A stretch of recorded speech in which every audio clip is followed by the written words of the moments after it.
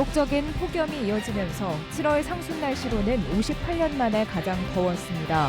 충주에서는 도로가 잠길 정도로 많은 비가 쏟아졌습니다. 김영환 지사가 역점적으로 추진하는 폐교 업사이클링 숙박시설에 첫 선을 보였습니다. 앞서 문을 연 비슷한 시설의 개점 휴업 상태라 논란이 일고 있습니다. 조기령 충주시장이 내년 지방선거 도지사 출마 의지를 분명히 밝혔습니다. 충주맨으로 불리는 김성태 팀장을 충주시 자산으로 지켜 세웠습니다. 네, 시청자 여러분 안녕하십니까? 계속해서 MBC 뉴스투데이 충북입니다.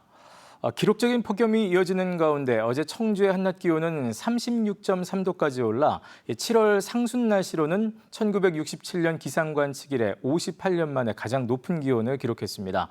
반면 비슷한 시각 충주에는 도로가 잠길 만큼 많은 비가 내렸는데요. 같은 충북이지만 이처럼 폭염과 폭우가 동시에 나타나기도 합니다. 전효정 기자가 전해드립니다. 푹푹 찌는 폭염에 축사 안에는 대형 선풍기가 쉴 새 없이 돌아갑니다. 하지만 소들은 침을 흘리며 힘없이 바닥에 주저앉았습니다. 더위에 기력이 없어 사료도 먹지 않고 있습니다. 소가 이제 사료도 섭취량이 떨어지고 그 송아지 그런 것도 이제 열임 받아갖고 열병이 생겨갖고 호흡기처럼 그래갖고 폐사도 하고 우리. 이렇게 하루 종일 선풍기를 가동해보지만 축사 내부의 온도는 한낮 최고 기온보다 높은 37도 이상을 기록했습니다. 더위에 약한 닭은 집단으로 폐사하고 있습니다. 4만 5천 마리의 토종닭을 사육하는 이 농가에서는 벌써 2,500마리가 폐사했습니다. 충북에서 폐사한 가축도 13,000여 마리로 늘었는데 닭이 76%를 차지했습니다. 원래 예전처럼 보면은 지금 이렇게 더위 때문에 폐사 나는 시기가 아닌데 지금 굉장히 빨리 온 것 같아요. 이번 연도가. 7월 중순 정도? 그 이후에 발생했던 것 같아요. 전통시장에서 도넛을 튀기는 상인은 180도가 넘는 기름 온도에 폭염이 더해져 온몸이 땀 범벅입니다. 날이 더워지면서 손님은 반으로 줄었습니다. 죽겠죠. 너무 힘들죠. 사람 기다리는 게 더 힘들어요. 우리 뭐 일하고 장사하고 뭐 이런 거 일하는 거는 뭐 더워도 참고 하는데 이게 손님 기다리는 게 더 너무 지루하고 힘들고 그래. 어제 청주의 낮 최고 기온은 36.3도로 1967년 기상관측 이래 7월 상순 날씨로는 58년 만에 가장 더웠습니다. 충주와 제천도 7월 상순 최고 기온 기록을 갈아치웠습니다. 곳곳에서 온열 질환자가 속출했고 야외 작업자들은 폭염을 견디지 못해 서둘러 일을 마무리했습니다. 어제는 뭐 쉬면서 해요. 저희도 인원 많이 나왔잖아요. 사실 저희도 원래는 한 3명에서 하는데 오늘은 좀 날씨 덥고 하니까 힘드니까 6명 나와가지고 빨리 끝내고 빨리 가려고. 하지만 비슷한 시각 충주에서는 도로가 잠길 정도로 폭우가 쏟아져 호우주의보가 내려졌습니다. 공사 중이던 도로의 흙이 폭우에 파이면서 3.5톤 화물차가 빠지기도 했습니다. 15분간 내린 비가 24.6mm, 1시간으로 환산하면 100mm 가까운 많은 비가 한꺼번에 쏟아진 겁니다. 도로에 빗물이 엄청 차서 흐르고 있더라고요, 강물처럼. 그래서 이제 봤더니 저쪽에 트럭이 싱크홀이 생긴 건지 빠져서 있고 그 옆에 막 물이 솟구치고 있었어요. 기상청은 폭염이 당분간 이어지는 가운데 순간적으로 매우 많은 비가 내리는 곳이 있겠다고 예보했습니다. 특히 계곡에는 금방 물이 불어날 수 있는 만큼 물놀이나 야영할 때 각별한 주의가 필요합니다. MBC 뉴스 전유정입니다. 폭염이 기승을 부리는 가운데 대전과 세종, 또 충남에는 폭염 경보가 내려져 있습니다. 이렇게 숨막히는 폭염 속에서는 횡단보도의 그늘막 하나가 오아시스처럼 느껴지지요. 그러나 주로 유동인구를 따라 그늘막이 설치되다 보니 그늘막이 많은 곳도 있고 또 반면 찾아보기 힘든 곳도 있습니다. 보도에 이혜연 기자입니다. 낮 기온이 37도까지 치솟은 도심의 거리. 뙤약볕에 연신 땀을 흘리는 시민들이 그늘막 아래서 잠시 숨을 고릅니다. 그늘막 아래 지면 온도는 주변보다 10도 이상 낮습니다. 잠깐이지만 신호대기면서 그늘막이 있으니까 너무 좋은 것 같습니다. 아주 시원하고 좋아요. 이번엔 불과 10km 떨어진 원도심을 찾았습니다. 지금 제가 서 있는 곳은 조치원역 앞입니다. 주위 어디를 둘러봐도 그늘막은 찾아볼 수가 없습니다. 고령의 보행자들은 건물 사이에 간신히 생긴 그늘에 의지해 더위를 피합니다. 여기가 솔직히 나이 먹은 어른들이 많어. 그러니까 그늘막이 꼭 필요한 상이에요. 여기가 이쪽도 그렇고 저쪽도 그렇고 다. 근데 지금 현재 이쪽이고 저쪽까지 없어. 한 군데도. 세종시에는 행정동마다 많게는 70개에 가까운 그늘막이 설치돼 있습니다. 하지만 원도시민 조치원읍에는 23개뿐이고 면 지역에는 1개도 설치돼 있지 않은 경우가 많습니다.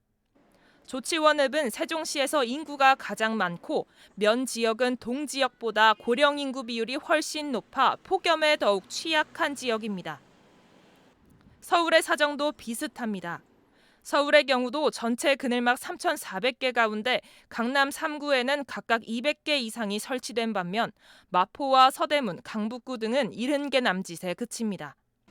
많은 지자체들이 행안부 지침에 따라 유동인구가 많고 인도폭이 3m 이상인 곳에만 그늘막을 설치하면서 온열 질환에 더 취약한 지역은 우선순위에서 밀려나고 있습니다. 더위를 피할 권리조차 평등하지 못한 사회.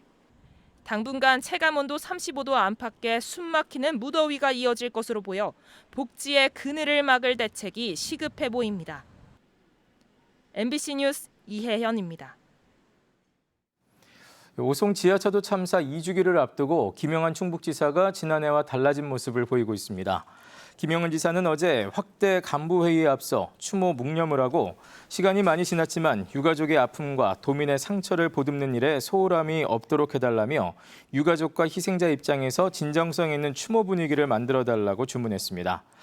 한편 김영한 지사는 그제 합동 분향소를 찾아 애도의 뜻을 표하는 한편 유가족의 뜻에 따라 도청 안에 추모비 설치를 추진하겠다고 밝혔습니다. 국민의힘의 차기 충북도당 위원장이 경선으로 선출될 가능성이 높아졌습니다.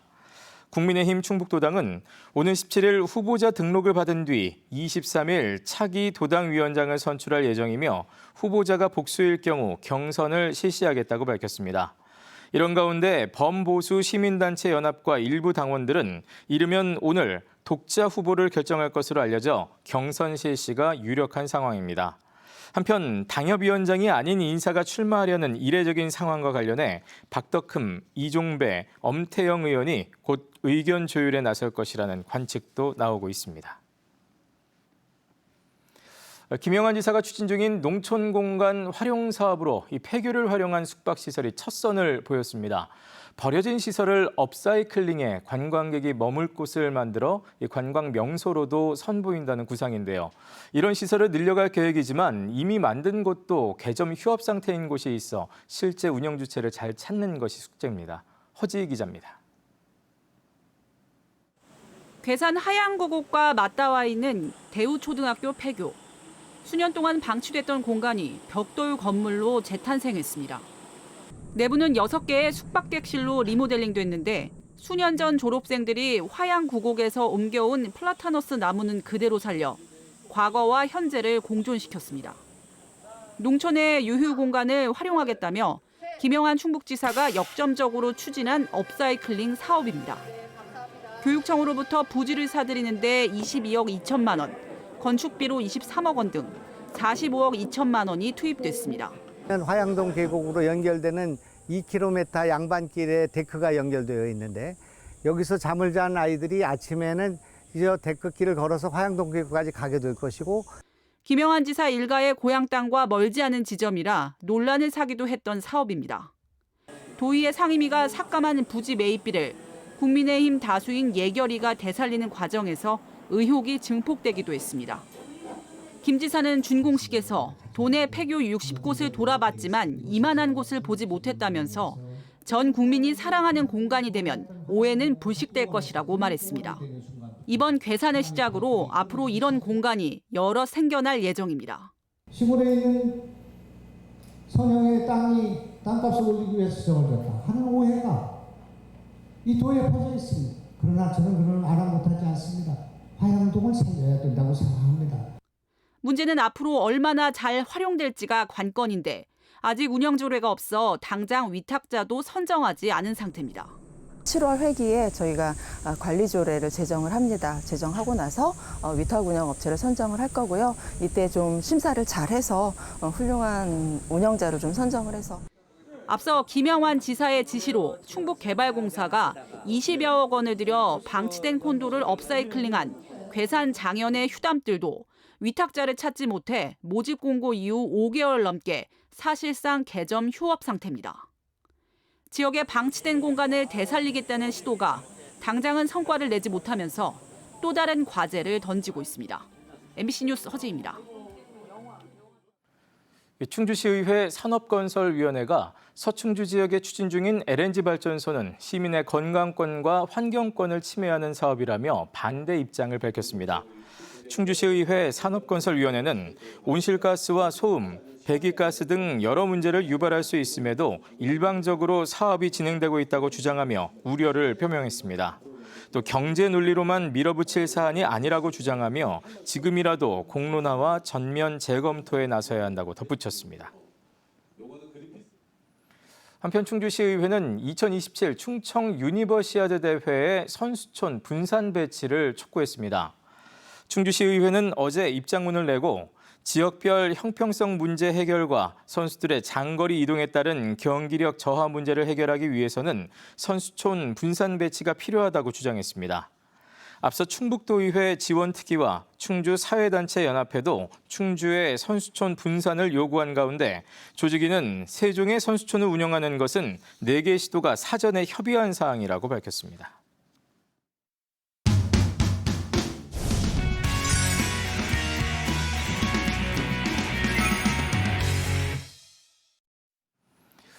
조기룡 충주시장이 내년 충북도지사 선거에 출마의 뜻을 밝혔습니다.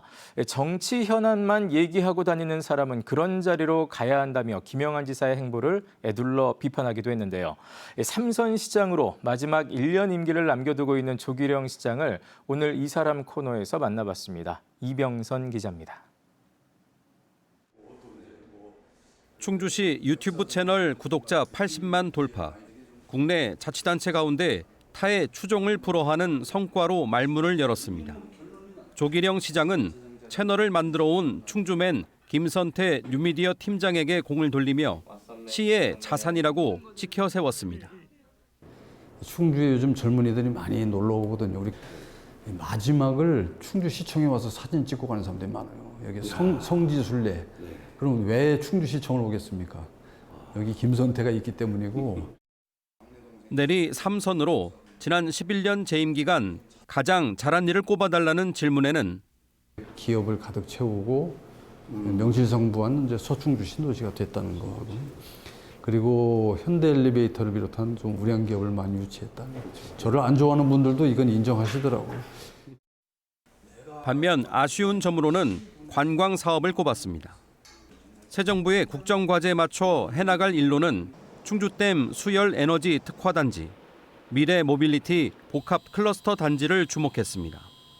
그리고 세 번째 충주시장 임기를 모두 마친 뒤 도지사에 출마하겠다는 뜻을 분명히 했습니다. 충북도지사 후보군에 거명이 되어 오셨어요. 정작 시장님 본인께서는 도지사 출마에 대해서 어떻게 생각을 하고 계신지 궁금합니다. 흡사 3선을 했으니까 이제 더 할 일이 없어서 도지사라도 기웃거려야 된다는 비슷한 식의 기사가 자꾸 나오더라고요. 그래서 그건 아니다고 이제 바로 잡았는데, 그게 이제 결과적보다는 이제 확실하게 태도를 하는 모양이 됐고, 앞으로 거기에 걸맞게 처신을 좀 바르게 해 나갈 생각입니다. 같은 당 소속인 김영환 현 지사보다 뛰어난 점을 묻는 데 대해서는 비교를 거부하면서도 정치가 아닌 행정에 집중하고 내가 아니라 시군이 원하는 일을 해보겠다며 김 지사의 행보를 에둘러 비판했습니다. 언론에 보면 지나치게 그냥 자치단체장 자리에 앉아서 정치 현안만 얘기하고 다니고 하는 사람들도 있는데, 그러려면은 그 자리로 가지 말고 정치적인 아젠다를 할 수 있는 그런 자리로 가야 된다고 생각합니다. 초심 잃지 않고 임기를 잘 마치겠다는 조 시장은 도민들을 충주에 초청하는 말로 대화를 마무리했습니다. 도민 여러분, 금년 말이면은 충주시와 청주시에 자동차 전용 도로가 뚫립니다. 이제 충주가 엄청 가까워져 있고요. 충주 좋은 데 많으니까 일단 한번 와보시기 바랍니다. 꼭 부탁드리겠습니다. MBC 뉴스 이병선입니다. 내년 교육감 선거에 진보좌파 진영 후보로 출마가 유력한 김성근 전 충북교육청 부교육감이 윤건영 교육감을 비판했습니다. 진보좌파 성향 교육단체 충북교육의 미래 상임대표인 김 전 부교육감은 어제 기자회견을 열고 윤건영 교육감이 교육 현장에 심각한 위기를 외면한 채 성과 중심 홍보에만 치중했다고 주장했습니다. 또 윤 교육감 취임 이후 학교의 전인교육 기반이 흔들리고 있다고 주장하면서 AI 디지털 교과서 채택으로 교육 재정을 낭비했다고 덧붙였습니다. 코레일이 휠체어 좌석 예매를 막기 위해 가짜 매진 표시를 했다는 연속 보도로 MBC 충북 김은초 기자와 양태욱, 신석호 영상기자가 언론노제 MBC 본부 민주방송실천위원회가 선정한 2025년 1분기 좋은 보도상을 수상했습니다. 민실이는 코레일의 행정 편의주의적 행태와 장애인에 대한 차별적 인식을 현장 취재를 통해 적나라하게 고발하고 사과를 이끌어냈다고 평가했습니다.